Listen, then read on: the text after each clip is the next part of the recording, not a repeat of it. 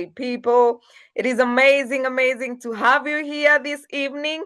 And we are really honored to have you and excited that you are here with us and you have joined us from different parts of the world. I know we have quite a number of people coming from East Africa, and we love having you on board, and we are thankful that you have chosen to spend your evening with us.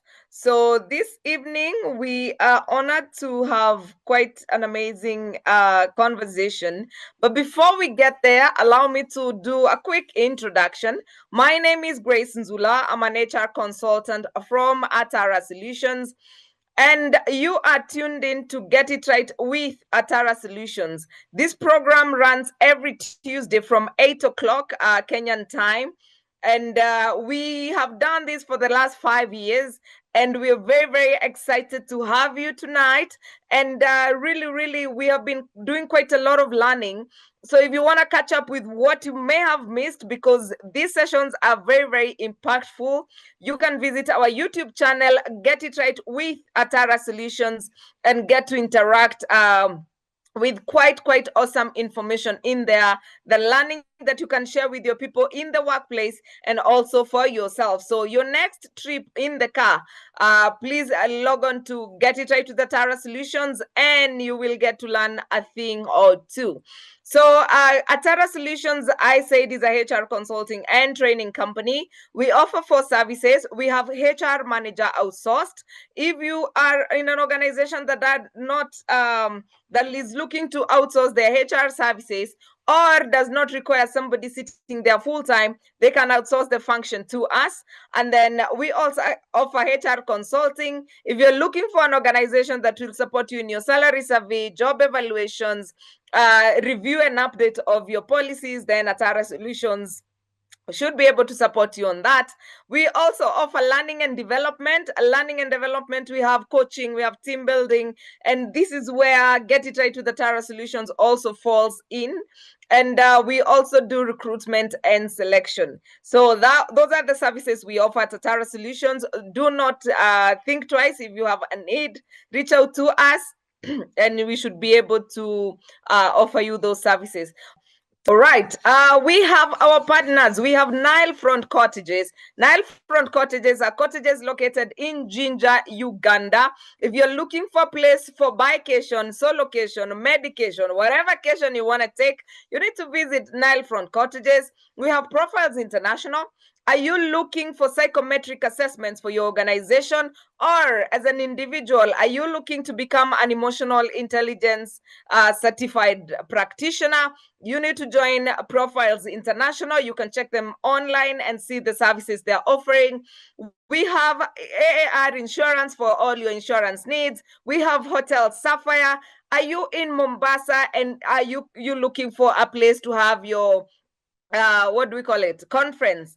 Then you need to go to Hotel Sapphire, and on Friday their food is just out of this world because they only serve coastal dishes and their bajias, my friends. You actually need to go to Hotel Sapphire, and they have an amazing band. Different nights have different themes. Such a great place to be at. And then we have Tufaha Resort. Tufaha Resort is an exclusive luxury hotel in Nanyuki, and this is where we had our road trip edition of 2025. The place is so amazing. You just need to look for it, go there, and just get to enjoy yourself.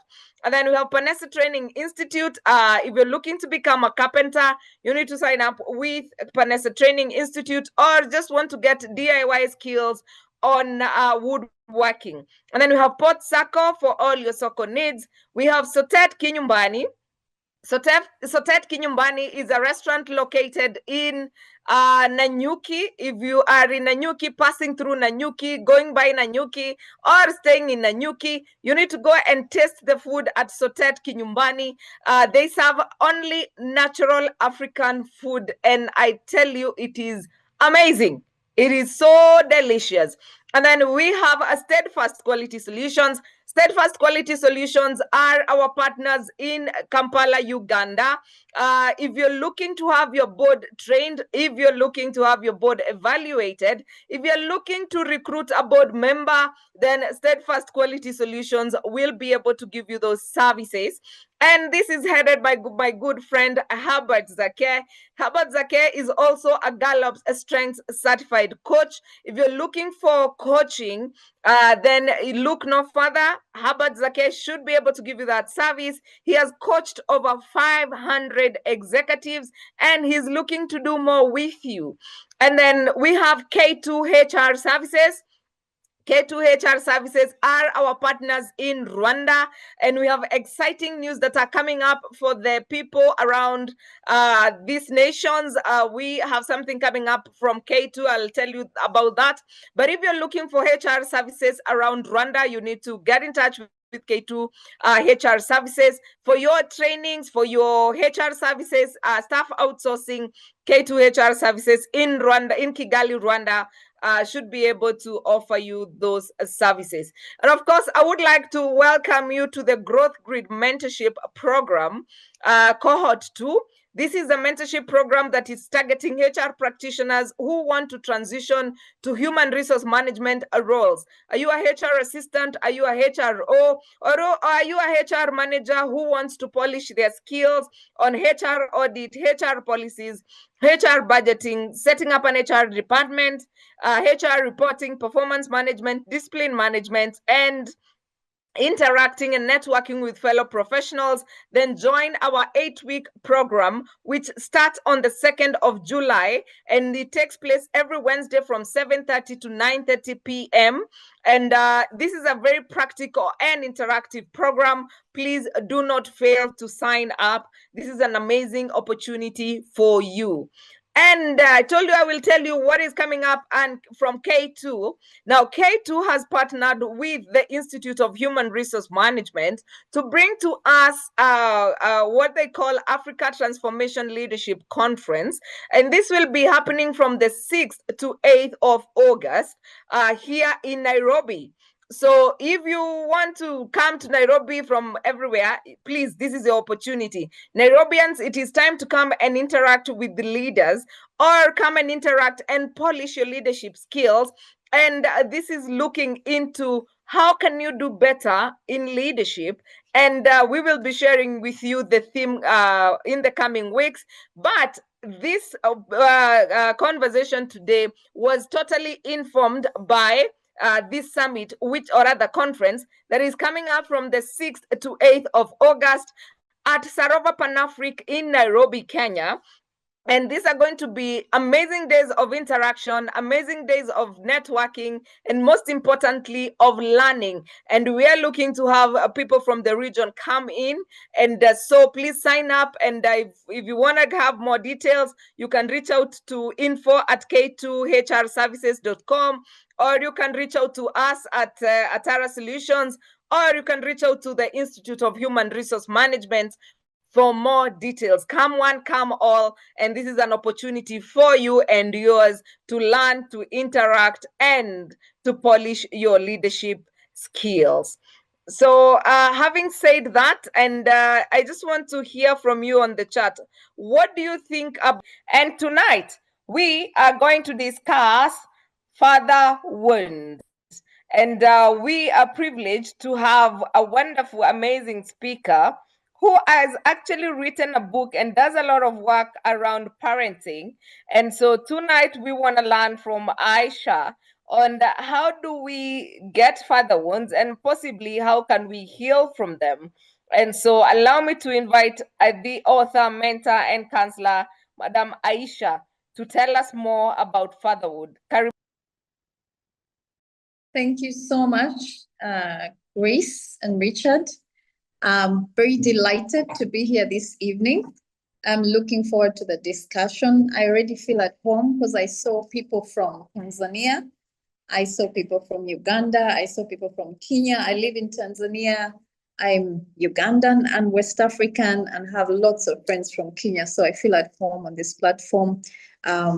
Looking forward and excited to be able to engage on this topic that's very close to my heart. My name is Aisha Pule, and I am Ugandan. I am a mother, a wife, and a businesswoman that runs events, and author too of How I Found My Father. And that's the brief concerning myself.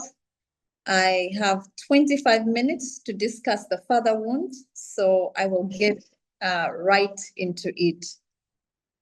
My dad was from Mali. He came to Uganda in the 1970s and they got married. At the time, he came as a businessman. He then traveled to the neighboring countries to do business. He was doing trading. And when the 1978 Uganda-Tanzania war broke out, for those of us who may be here and remember, then it was difficult to come back into the country. He tried, he couldn't. He flew to Hong Kong. And when he went to Hong Kong, did a bit of business and then went back to West Africa, which is where he was. He didn't settle in Mali, he settled in Accra in Ghana and died at 75 years old. He left my mom expecting me during that war. And that's how I got to grow up without a father. That's the background. Now, when did I first find out that I actually had a father wound? I found out that I had a father wound when I was already married, when I had kids. Fully grown adult is when I started my healing journey. That tells you that a father wound shows up in unexpected places, in very critical areas in your life. And that's why this discussion is very close to my heart. And I'm glad that, Grace, you've given a platform for this to be discussed. It will show up in your marriage. It will show up at the workplace. Yes, at the workplace. My husband always tells me he's been in top management for the last 15 years with multinationals. And we always have this discussion. And he always tells me, Aisha, 70% of the HR challenges we have in the workplace is simply a case of bad parenting. People take absentee fathers, absentee mother issues or wounds, and then they simply take them to the workplace because we spend 80% of our time, 70% of our time on a daily basis, on a weekly basis in the workplace. And so this is a very important topic. When, again, did I meet the father wound? That was when I was way older. How do we get into a situation where we get a father wound? Now, I've come up with two schools of identity. The father wound affects mainly your identity in life. It doesn't affect your physical health. It may not affect other areas of your life, but does affect your identity. We have a core identity that we were born with, and I believe this identity is loving. It wants to be loved. It will accept love. It's emotionally balanced. It has a strong decision-making ability. But when we have the father wound, then we develop coping mechanisms in life in order to be able to deal with this wound. It's internal, we don't see it, but the fact that it's internal doesn't mean it's not there. When you have a broken leg, when you have a wound on your head, when you have a wound on your leg, you want to go to the hospital and deal with it. But many of us who have father wounds, because they're hidden, they're internal, we never get to see them. We never get to actually know that maybe the way we are behaving or what's going on with us is actually due or has a root cause of the father wound. And from your core identity, then you begin to learn how to cope with this wound. That's what I call the learned identity. That's a fake identity. That's not who you are because you've learned to cope with this part of you. You may know it, you may not know it, but you will still act the way this wound would have you act. You may not know that you're acting out of that wound. How do we get father wounds? We get father wounds if we were abandoned when we were children. We get father wounds if your father passed, you were very young, neglected your emotional needs, your physical needs. We get father wounds if we were sexually abused by our fathers, or we were sexually abused, but our fathers were not there to be able to protect us. We can also get a father wound highly likely to get a father wound if your own father had a father wound. You're highly likely to get a father wound if your parents have gone through divorce and you don't have the paternal affirmation, you don't have men around you that can take on the role of a father in your life. We also get father wounds if our fathers are highly critical of us as we grow up. Sometimes that's even worse than not having seen your father at all, like it was for my case. A father wound is an emotional and psychological injury that happens due to lack of a connection with a father figure in your life, a healthy connection with a father figure in your life.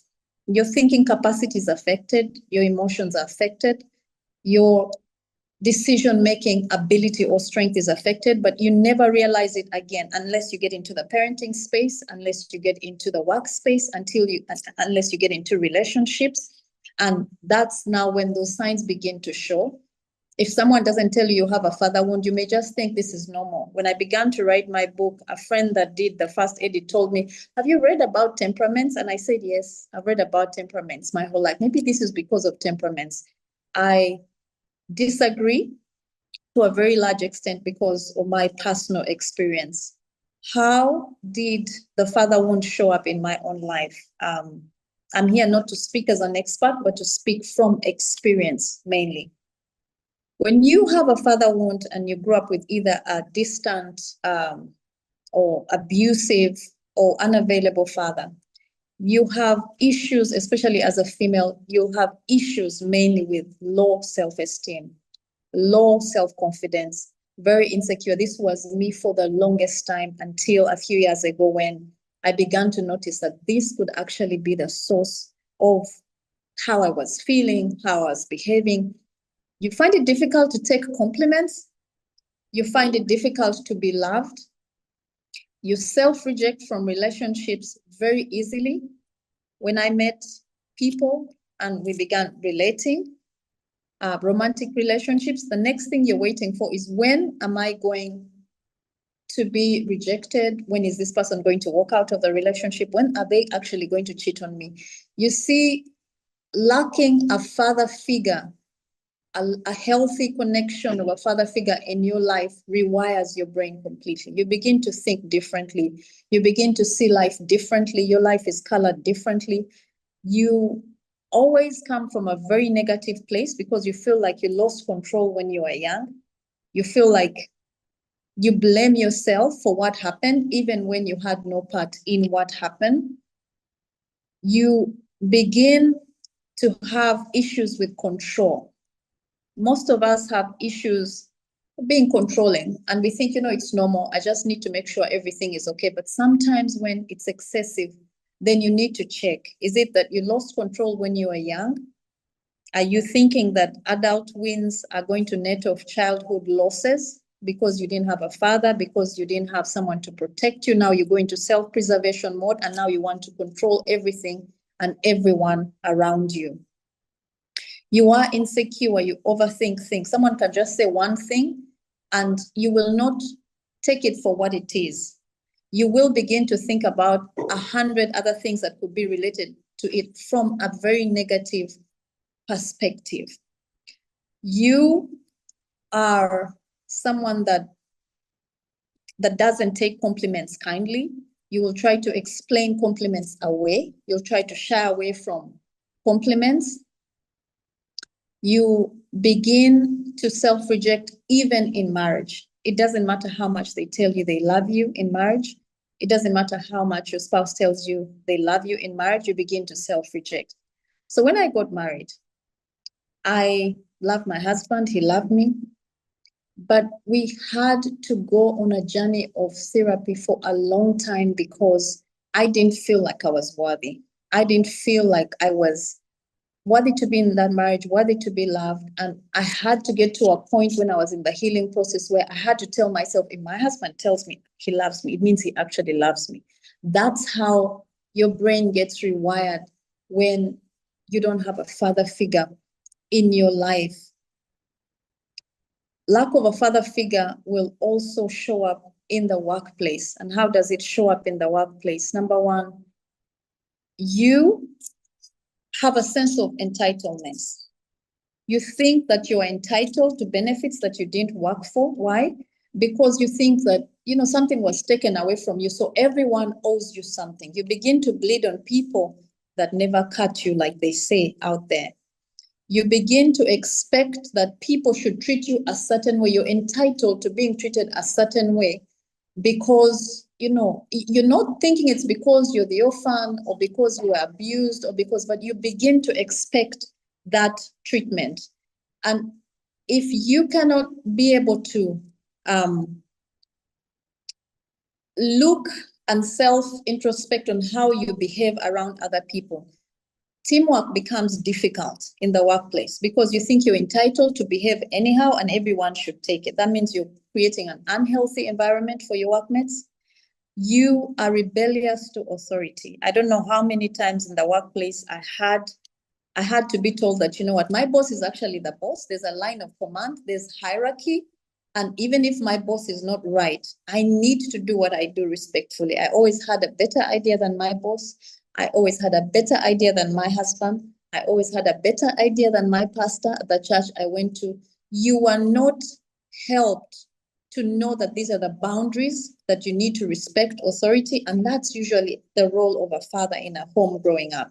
And from the studies, from the research that we have done, you find that those that grew up in a home where a father figure was present, a father figure actually laid out discipline rules and said, these are the boundaries, this is how far you can go, clear expectations, clear boundaries, of course, within love, within a loving environment. Those people will be very great team players at a workplace because when they go, they know that there are boundaries. They learned to respect authority. It doesn't matter what the authority is like. I'm not saying the father was perfect. I'm just saying that they learned to respect authority when they were young. And so they know it doesn't matter if my boss is rude. It doesn't matter if my boss is wrong.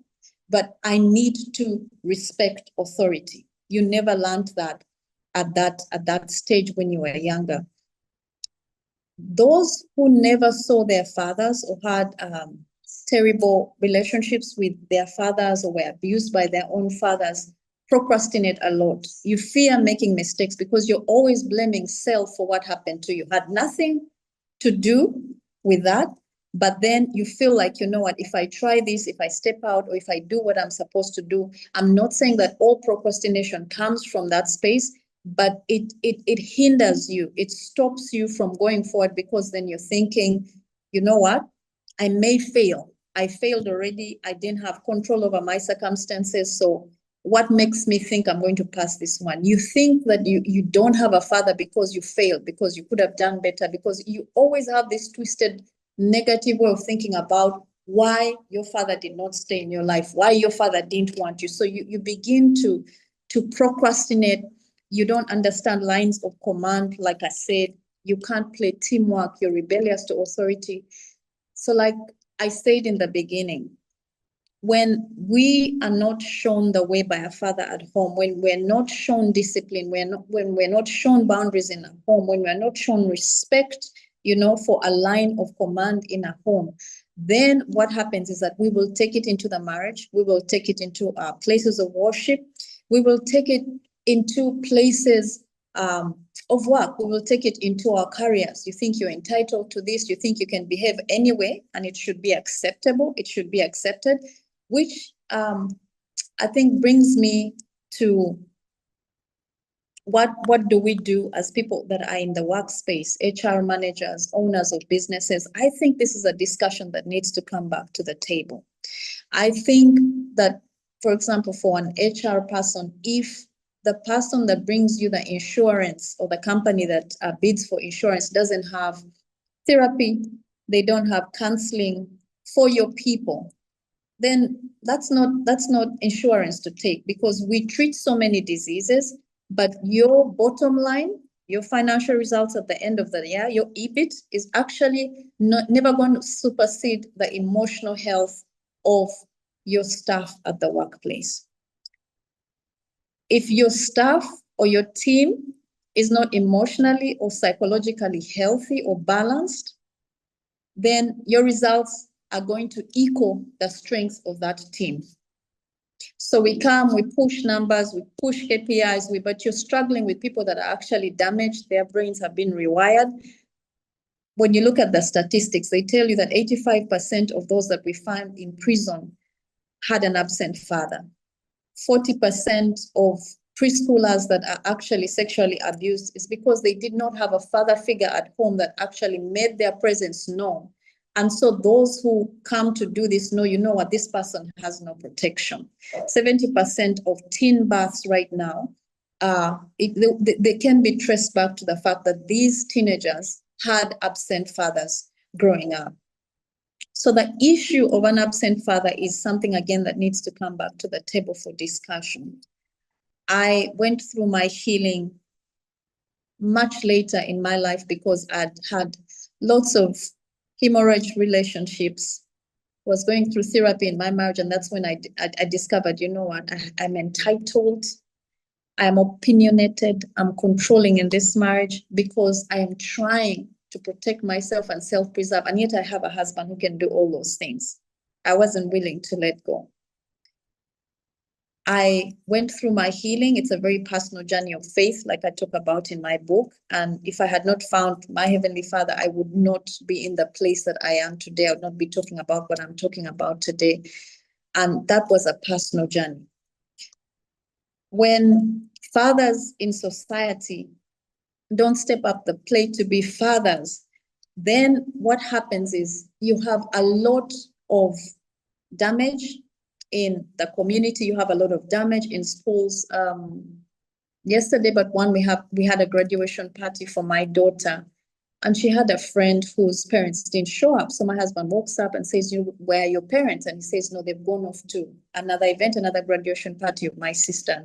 My husband came back home and asked me, and said, "Couldn't one parent have stayed, for the graduation of this boy?" That's a wound, and a wound that, may affect this child in future. And my husband just told him, "You know what, I'm proud of you as a father. Congratulations, you've studied hard, you deserve this. And even if mama and papa are not here, but I'm here, and I want to say congratulations and that you deserve this."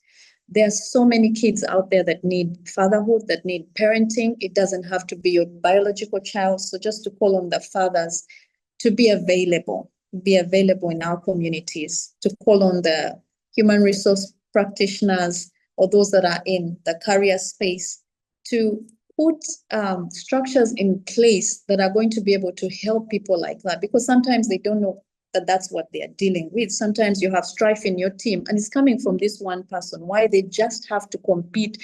They just have to seek for approval in all the wrong places. They will overwork. They will try to be a perfectionist, which I was. You're trying to perfect that wasn't perfect in your childhood when you're an adult. And so it's a mess, because then again, you keep affecting everyone around you and you don't realize.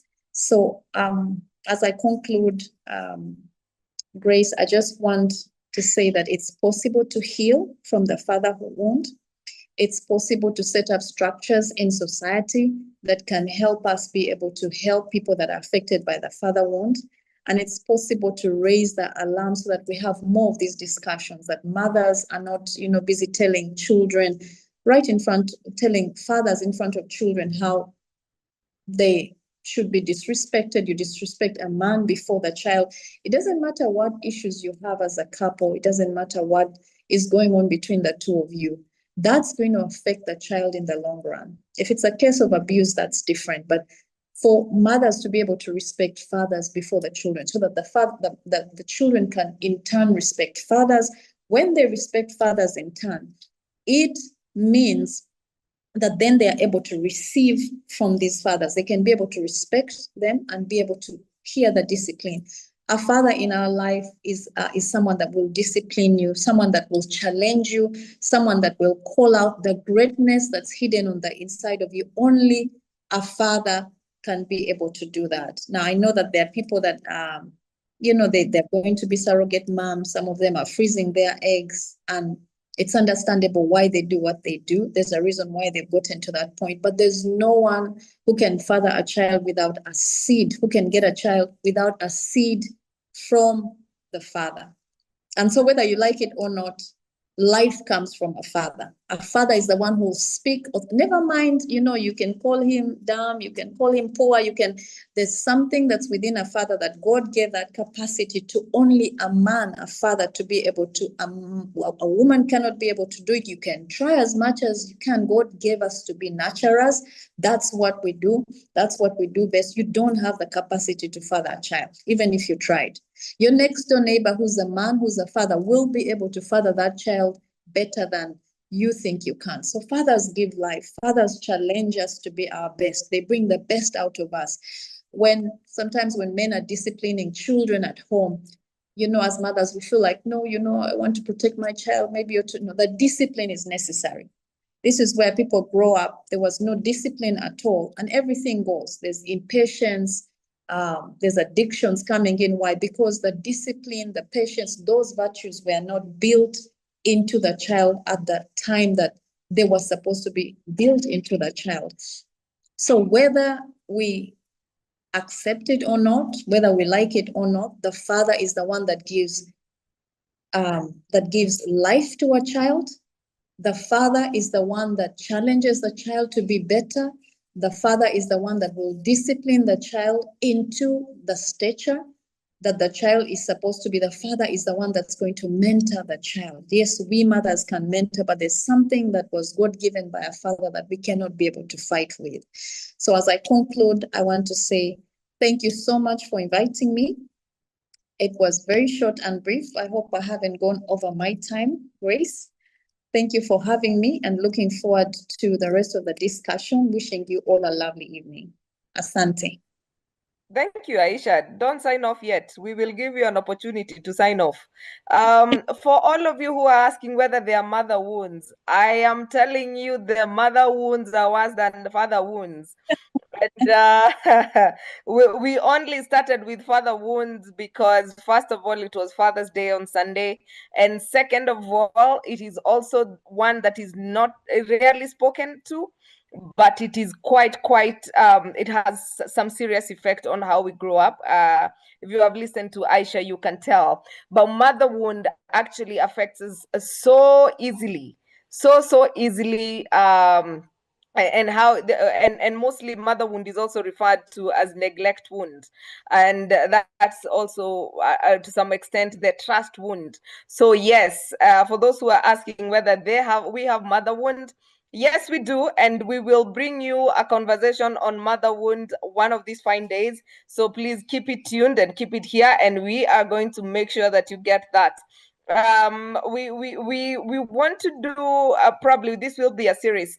I got a lot of beating about this, and I think I think men are feeling like they are under attack. But I tell you, our intention is to create awareness. Our intention is to it's to inform you, so that not because we want to pick on you and not because we want you to become impossible, but because we want you to do better. We want you to know the impact of your presence in your children's lives is or has to the society. So please don't take this as an attack. Please take it as a learning experience, and just choose to do better, and choose to parent your children better. Choose to do better. I mean, and don't worry if you have not been able to. But Aisha, we have quite a number of questions here, and I will start by asking. Okay, so I think I've answered the first one. Do we have mother wounds? Yes, we do.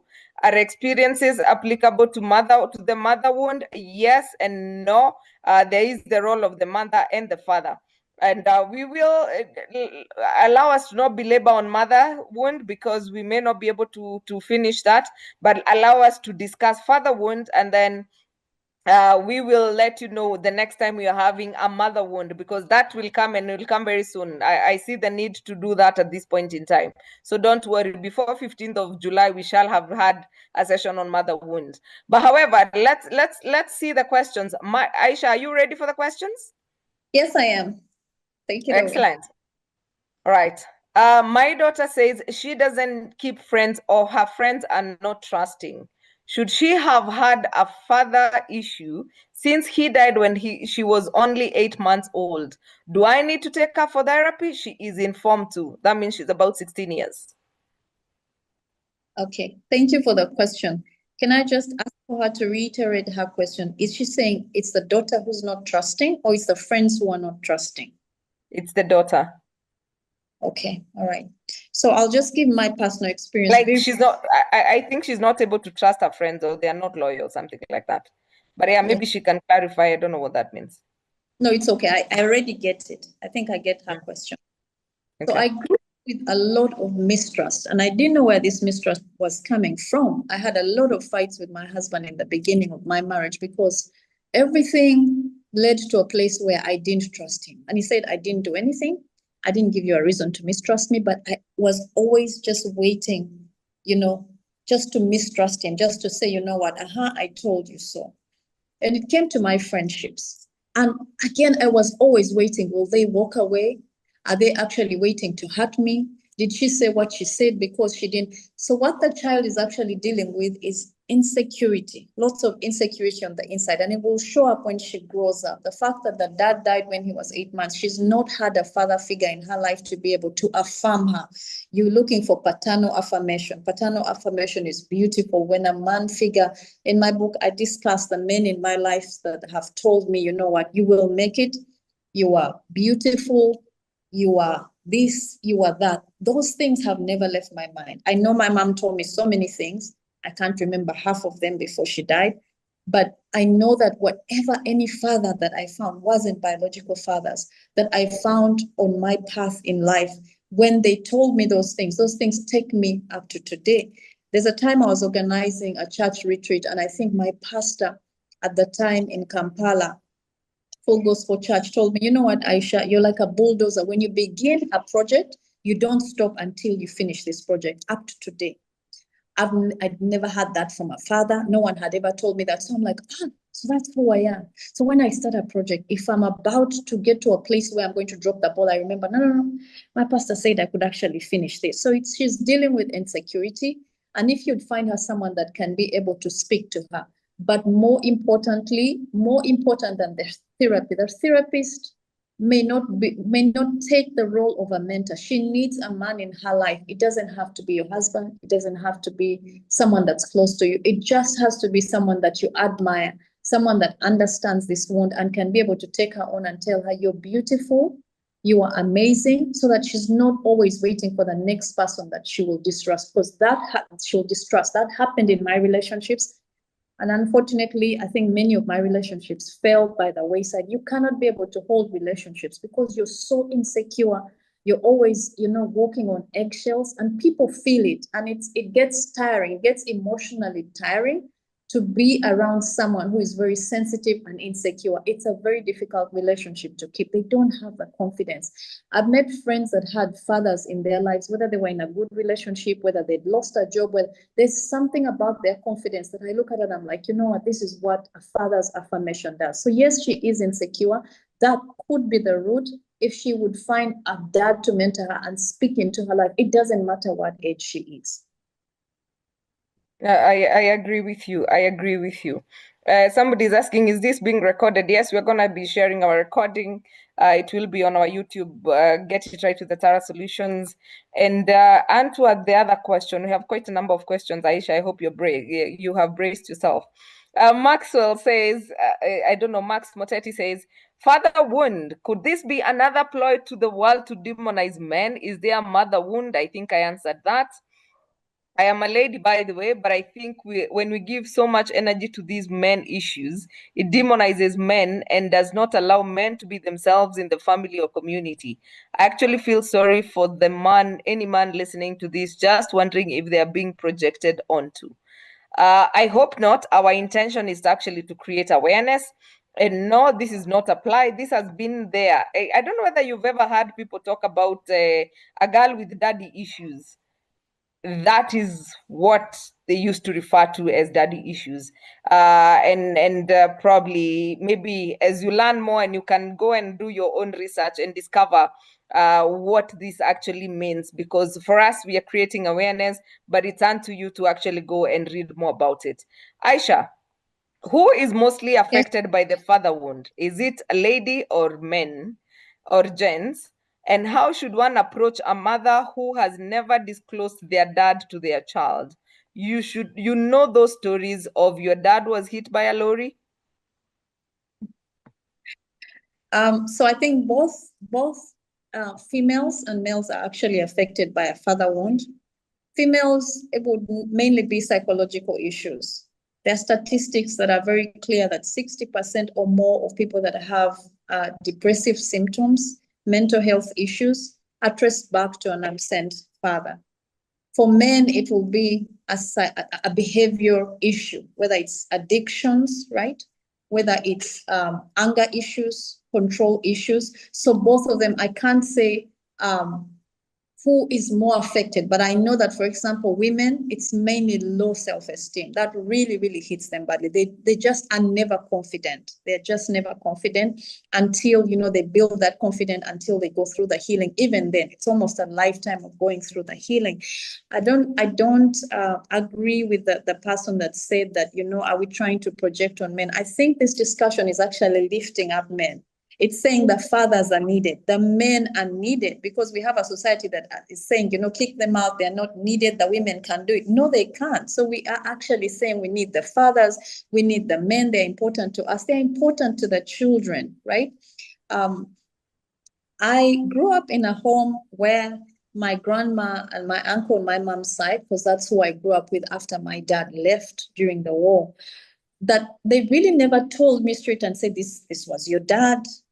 It was just little stories that came out, around the tea table once in a while. And then you realize, oh, when you're 6, oh, you know what? My dad actually left. Oh, okay. He was from West Africa, somewhere in West Africa. Oh, but they never really wanted to talk about it. I think the fear for them is always that you're going to ask more questions. They'll not be able to answer your questions. It's going to hurt you. So they think they're protecting you, right?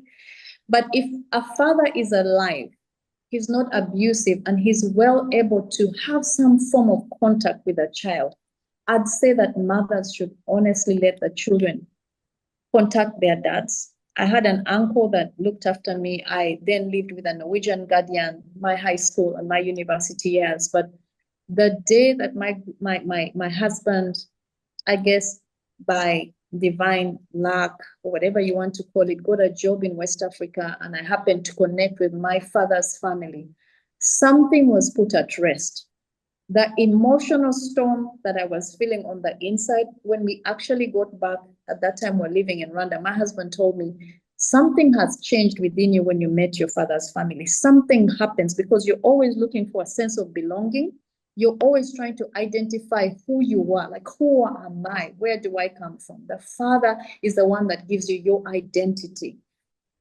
So it will be important for the mother to actually let the children have contact with the dad as much as is reasonably possible. If there's abuse, that's a different issue altogether. But if it's a normal relationship they have now, you have dads that are present but absent. Then you have dads that are probably not resident in a house, but the time they spend, whether it's on phone, whether it's, once in a while, but it's quality time. The child has positive memories of that father. That's so much better than a father who lives in a house but has no connection, or is very critical, or is quite abusive to the children.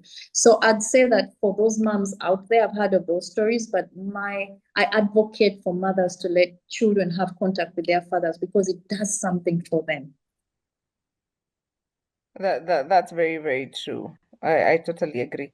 There was a question from somebody who is in, oh, yeah, here we are.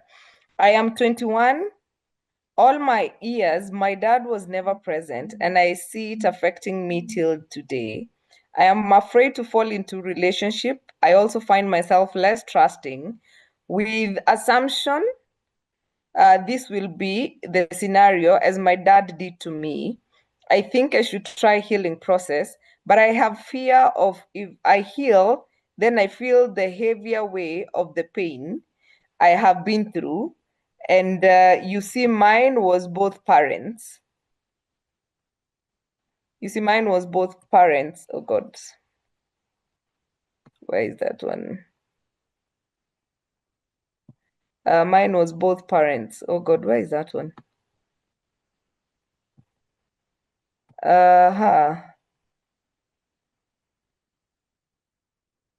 Both parents. See, mine was both parents were absent. How do I go about this? I hope that is the question. In such a case, what step should I take? Aisha. Okay, thank you for the question. I'm glad you're able to share. Thank you, Grace, again for opening up this platform. So I would say that a wound is a wound. Just like you have a wound on your hand, if you leave it unattended, you're going to attract flies, you're going to attract germs, you're going to attract all forms of bacteria, it's going to fester, pus is going to come in there. Unfortunately, that's what happens with a father wound. It's more internal and it's worse because it affects every area of your life. So now you are afraid to relate, but your fear to relate has nothing to do with those people that want to relate with you. They probably love you.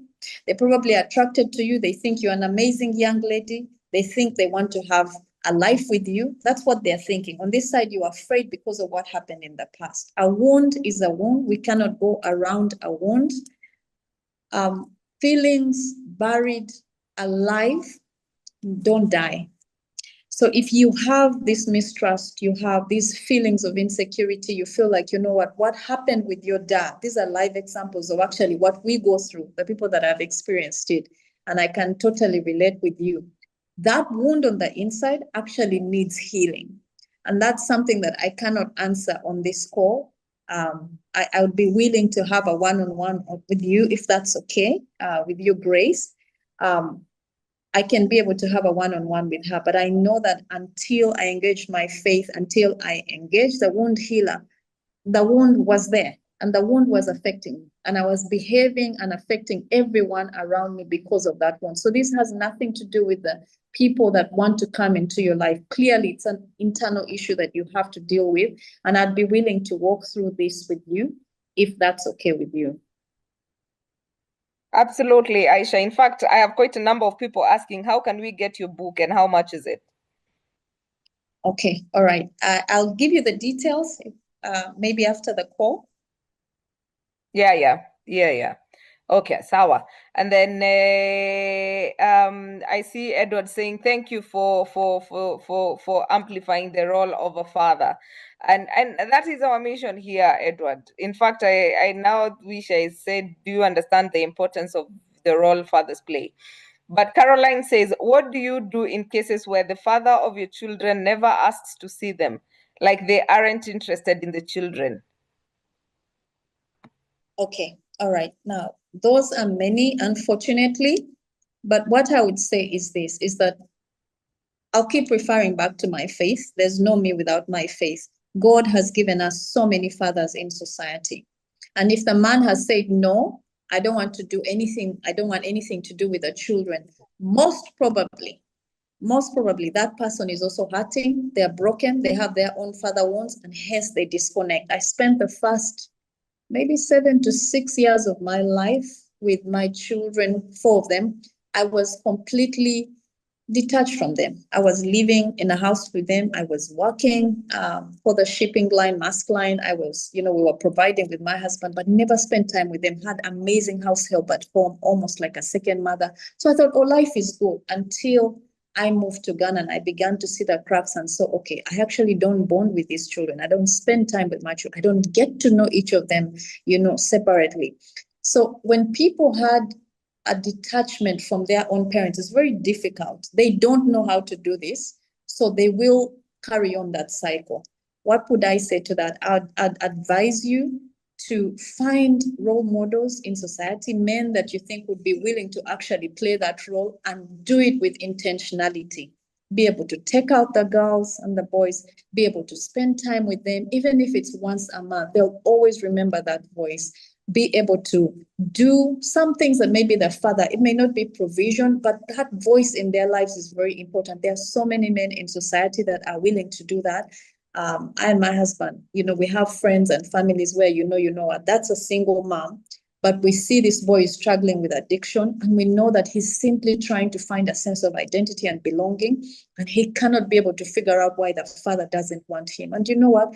We will reach out, we will make time, we will say, okay, this is a critical moment for them. Maybe they are going into exams or they're in their teenage years or something like that. And he will spend time with them.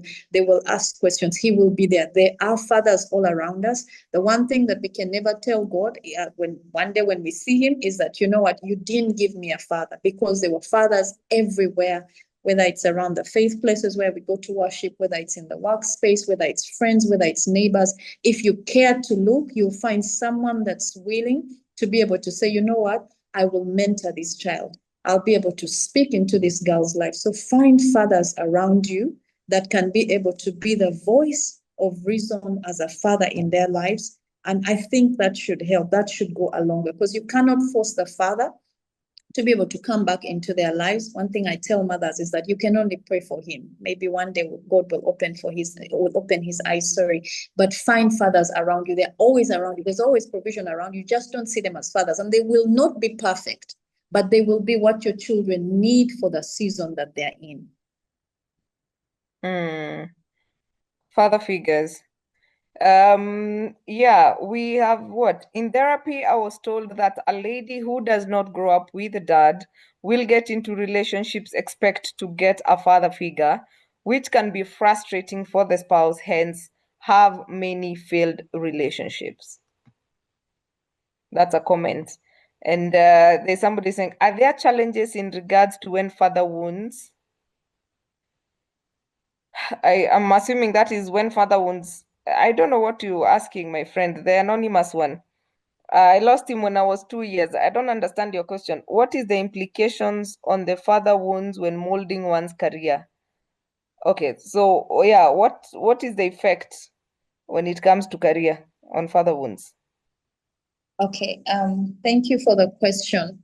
Father wounds will lead you to a space where sometimes you're not confident of what you can do in the workspace. Like again, you feel like you blame yourself for so many things that happened in your life. It's just the way it happens. You feel like you self-blame for what happened, and so there's no confidence sometimes to take on what you're supposed to take on.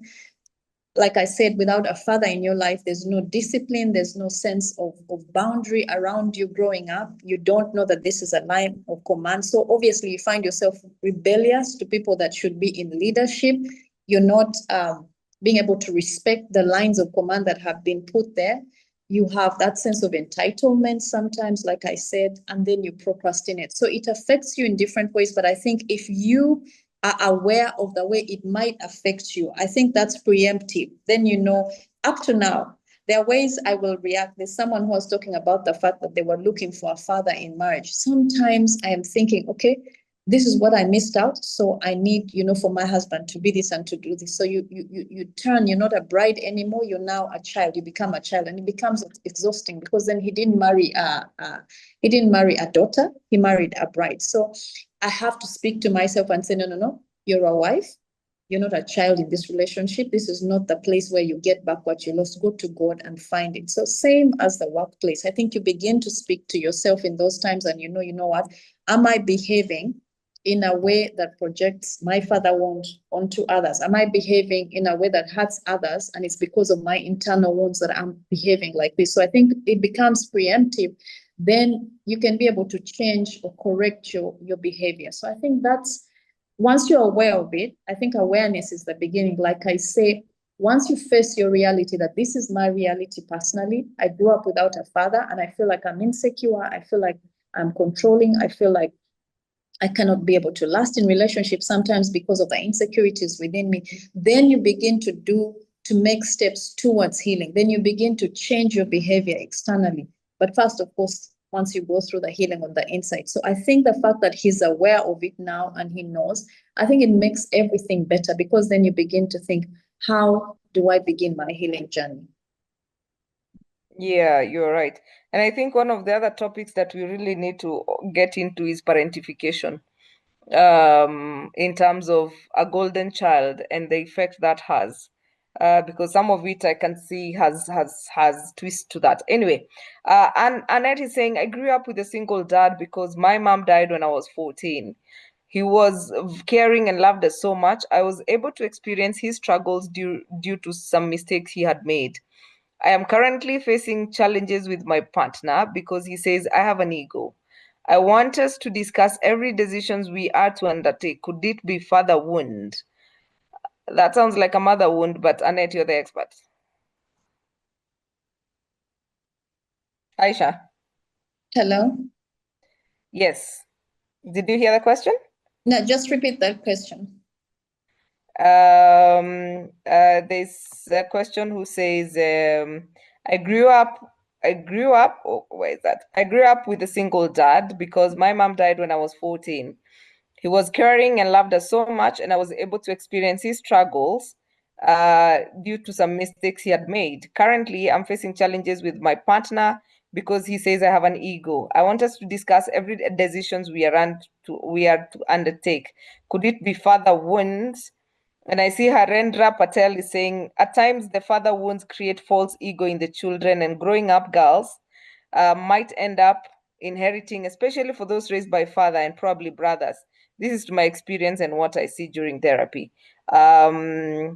Yes, tell us, Aisha. Absolutely. I think Patel is right. He's right on. Sometimes that happens on the other end of the spectrum. But I think that this again, she has to sit with herself. Why is she fighting on every decision they're making with a partner? Sometimes if both of us are going to fight about every decision, then I don't see where the relationship is going. She needs to sit back and think, can I be secure enough in this relationship without having to make a decision? That's a sense of power. I believe that's a sense where you give away your power to someone else and you say, you know what, for the sake of the relationship, let me, back down on this. Let them be able to carry the decision. I don't think it's going to kill you if it's not something major in the relationship. I think sometimes it's just sitting back and saying, okay, can I be able to give? Can I be able to sit back and sit this out and let him make the decision? So it could be again. The topic we're discussing is quite deep. It's taken me years to get to the point where I am, and this is not something we can answer her in this session. Like Patel is saying, you have to sit out with the person and hear them out. Give us an example of one of the fights you're having. When they give you the exact example, the details of what they're fighting about, it's always very easy to tell, to know, what, maybe this is a father wound, this is a mother wound, or this is just a case of, what, can we just agree that this is how this relationship is going to go? Maybe there's no wound at all. Yeah, yeah, you're right. And what happens with those who grew up with stepdads who are demeaning and abusive inwardly? That is individually, making advances secretly and making a mother treat you as a villain. Well, that obviously causes a father wound, because then the father in your life at that point in time, who's supposed to be your dad, your stepdad, is not protecting you. You don't have a healthy relationship with them. So it causes that wound on the inside of you, and it would count the same. So what happens to those? It's the same wound that you have to come out for healing, whether you choose to go for therapy, whether you choose to just look up resources online that can be able to help you. It's the same wound that we're talking about. There's no difference. If I have a stepfather, if I have a father that's abusive or stepfather that's abusive, I think in this case it becomes worse, because then the mother was an accomplice in all this by not protecting this girl, because then the stepfather is making advances and the mother is not doing anything about it. That's now another level of hurt that I think they actually need help. They actually need help beyond this session. You're right. You're right. You're right. I know this is not a conversation we can actually finish today. And I hope that you don't go diagnosing yourselves with father wounds or mother wounds. But it's upon you to actually read more about these wounds, because they're real, actually. And they actually affect quite a lot of aspects of your life. But you are able to become a better parent if you can heal from your own wounds. And I think that is our call to action currently. So Aisha, you can tell us how to find your book. Yeah, okay. My book is on Amazon. I'll be able to send you the link. Maybe you can share it on your platforms, Grace. It's on Amazon, it's on Barnes and Noble, it's on Draft to Digital. And then in Kampala, we do physical deliveries. It's not yet physically in Nairobi, but it will be there very soon. We are having more printed out for Tanzania and for Kenya, but in Kampala, there are physical deliveries. I'll share the number with you.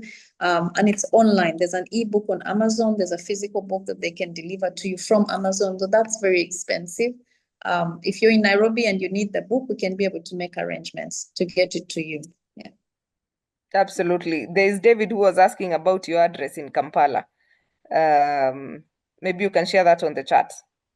Okay. All right. That's fine. Yeah, you can share that on the chat. Richard, Yes, great. hey, we are further wounding. Yeah. Aisha, thank you very much for that very captivating presentation that has come from the heart. And the question I could like to ask you is this. When a person wants to help themselves in the father wound treatment, what are the fundamentals should they look at? What are the key things they should look at? Because one of the best things for you to do when you want to heal is to know the symptoms and at least know what treatment. The first aid, for example, some people recommend journaling. Some people recommend writing a letter. What could you recommend? Okay. So I do recommend, all that is in the book. I do recommend journaling, and that's a very good way of being able to write, because then you take stuff from inside and then it's outside of you now. It's no longer on the inside. I do recommend being able to talk to someone that's mature enough to be able to hear you out. Because some of this stuff, sometimes when you simply talk about that wound, it's halfway towards healing. For the father wound, I think facing your reality is the number one thing that you have to do. Because sometimes we're in denial and we think, I got this, I can be able to live my life. It doesn't matter. No, it really matters, because then it's affecting the relationships around you. So I think to face your reality, to be able to journal, but to be able to, I think, pick up your faith is very important. Because for me, in the book, I talk a lot about how just finding the healing in the words of the Bible came in literally and healed that wound. And I can talk about the events of the past right now without feeling any ounce of pain at all. I was a very sensitive person. Right now, you tell me something, and you know what? It is what you said. I'm not going to go thinking and overthinking about it. Why? Because the wound is now healed.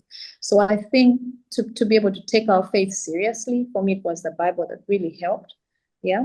And then to be able to talk to someone that's mature enough to also call out your drama, because people that have had a father wound can be dramatic. Everything is sensitive. You're very insecure. You don't trust people. You get angry at things you shouldn't be getting angry at. So you need someone that you're secure with, that loves you, and that when they call out that drama, you're not going to go off, and cut off that relationship, but they'll help you be able to walk through that. So talk to someone, face your reality, and I think be able to ask God to heal that wound, because that wound is internal. I don't think there's medicine anywhere in the hospitals. There's nowhere where you're going to get that medicine. It is something that God has to help you with. I agree with you. What is the name of your book? It's called How I Found My Father by Aisha Pule. Yes. There you go. God Almighty buffer for us and the gaps thrown at us. Yes, Amina, hi, how are you? It's good to see you here. And thank you for the amazing session.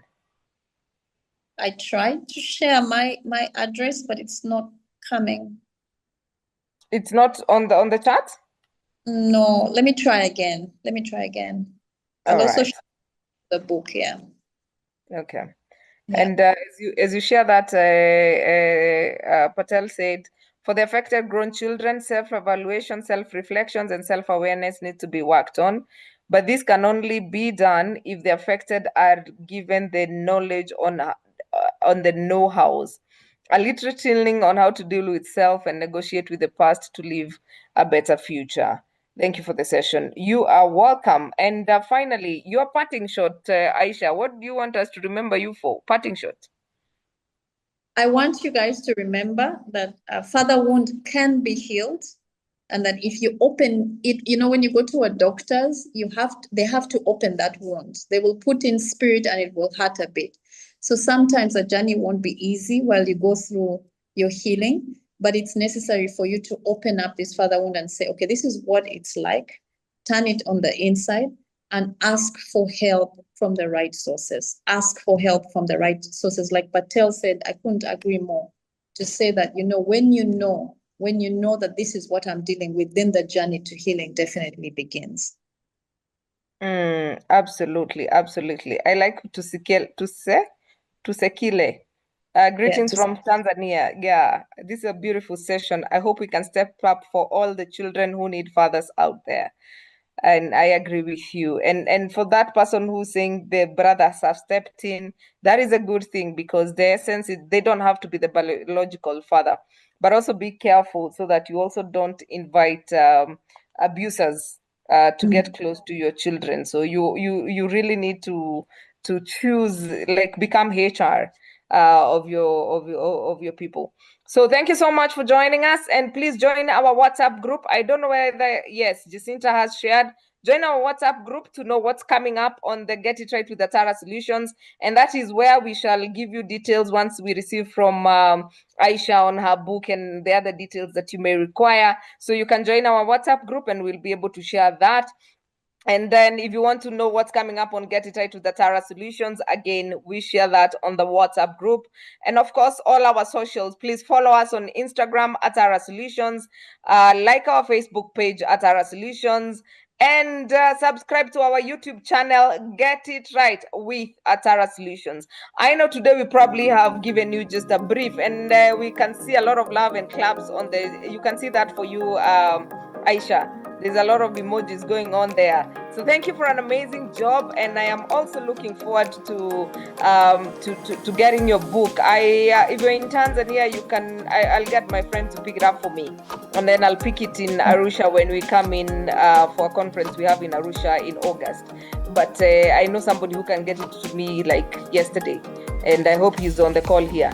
But yes, so thank you so much for your time. Thank you for showing up. And thank you so much for demystifying this interesting and not so interesting topic. And of course, to you, our audience, we cannot do this without you. Asante, asante, asante. Richard and Catherine, you guys are amazing. And it's always a pleasure to be to partner on this journey of Get It Right with Atara Solutions. We see you next Tuesday, same time, same place, as we discuss yet another interesting topic with another amazing speaker. But please don't forget to ask for Aisha's book so that you can read. And please do a lot of research when it comes to father and mother wound. There's a lot. Father wound is the easier one to deal with. Mother wound is even worse, because of the womb business and your connection with your mother. It's worse off. But we are going to have that conversation, and we do not fear, because we are in the business of changing the world through information, one person at a time. Thank you so much. See you next Tuesday. People are asking for her number. Jacinta, I'll send it to you. I'll send Aisha's number to you. Don't worry. Send me a WhatsApp and I'll share it to you. I hope that's okay, Aisha. That's fine. Perfectly fine. Sawa. Thank you so much, guys, and have a good night. Thank you, Grace. Thank you. Thank you. Good night, everybody. Good night. Good night. Good night. Thank you.